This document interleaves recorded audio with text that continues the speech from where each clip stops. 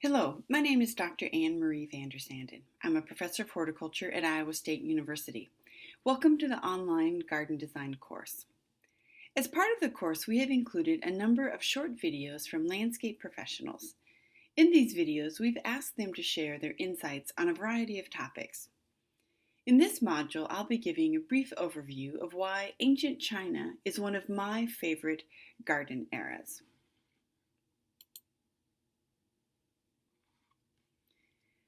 A number of years ago, I had the opportunity to visit China and to teach my landscape design course at a local college. While I was there, I also had the opportunity to visit two of the ancient Chinese gardens in Suzhou, the Humble Administrator's Garden and the Lion's Grove Garden. It truly was a horticulturist's dream. One of the things that struck me was the unassuming way the gardens looked from the outside. A universal feature of Chinese gardens is that they are surrounded by a wall. And as you can see in this picture, the mostly solid white wall obscures the beauty you can just begin to see through that open doorway. To me, there is a real sense of mystery by just being able to see tidbits of the garden. Once inside the garden, it became evident that the walls created an obvious and significant protection from the outside. There was a sense of calming when I walked into this space, and the limited number of plants used in the garden really stood out against the white walls. There was also an absence of color other than green, and the multiple shades of green added to the serenity of the space.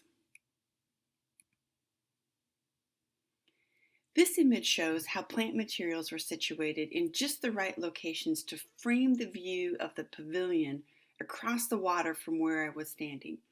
Although it looks very natural, you can be sure that each plant was precisely positioned. Plants and the interior walls in the garden also made it impossible to see all of the garden at one time. I was forced to slow down and take in one view or space at a time.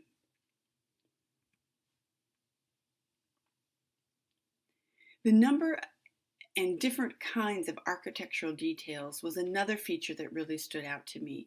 They reminded me of the landscape preference concept of fascination and how important that can be in creating effective landscape spaces. The intricate carving on the left was spectacular. My Chinese colleague explained to me all of the details and symbolism associated with the carving, including the importance of the 7 dragons that you see. The plasterwork in the window of the image on the right is just one example of the types of architectural details that almost all of the windows in the walls had. Most often they were white like the walls, but this one stood out because it was black.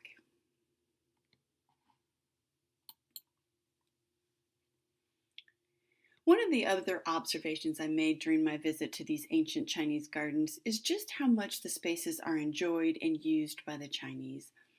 All of the gardens I went to were full of people and families, either walking casually through the spaces or tucked into quiet corners of the garden.